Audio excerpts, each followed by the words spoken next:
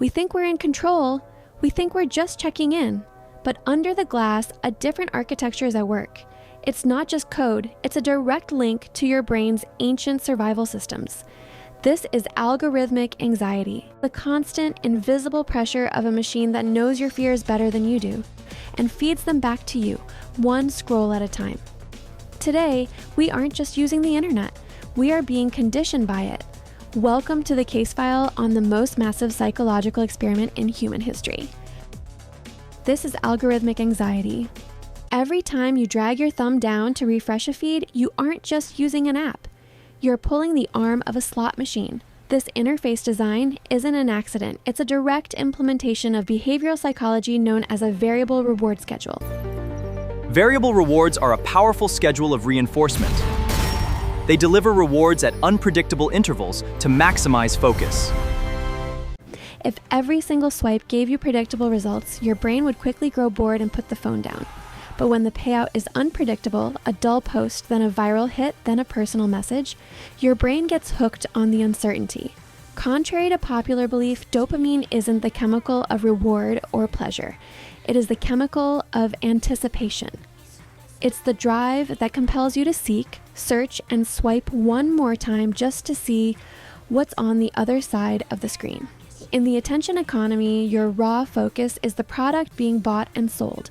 By leveraging persuasive design to exploit primitive evolutionary instincts, our deep-seated urge for novelty and social connection, these platforms lock your brain into a continuous input loop. The end result isn't just wasted time.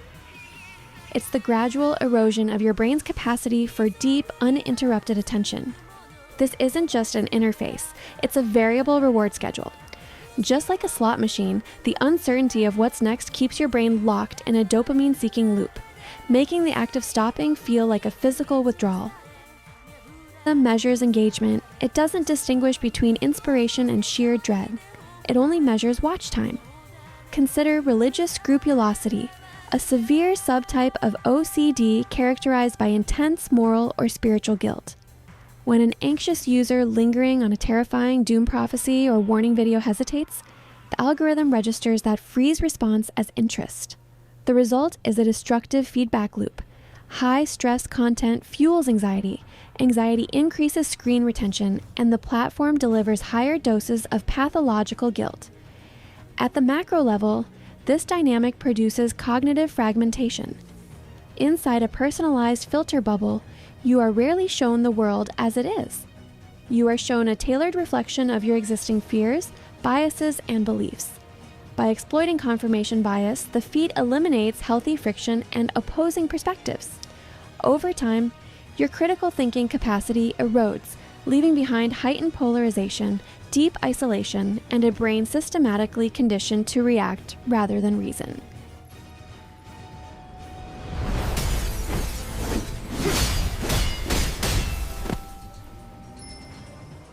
Breaking free from the digital loop does not require discarding technology entirely. It requires understanding that your attention is being contested in a system designed for high-frequency consumption, what researchers refer to as the algorithmic cage. A hyper-vigilant brain relies heavily on rapid dopamine rewards, leaving your focus vulnerable to external triggers. Moving toward a resilient state requires engaging prefrontal cortex regulation, the brain's executive control system that governs impulse control, focus, and long-term planning. This shift requires cognitive inoculation, intentionally exposing your mind to periods of low stimulation to rebuild tolerance for stillness. The goal isn't to disconnect from the modern world. It is to regain agency over your own cognitive architecture, stepping out of the algorithmic loop and returning to a grounded, intentional mind. The algorithm isn't a ghost in the machine. It's a mirror, one that's been polished to reflect only our most primitive triggers. But here is the psychological truth. Your brain is more plastic than any code. You can build digital fortitude. You can choose to step out of the reinforcement loop and back into the physical world. It starts with a single conscious breath between you and the screen. It starts with asking, is this serving my goals or am I serving the feed? We are more than our data points. We are the architects of our own attention. Let's take the blueprint back.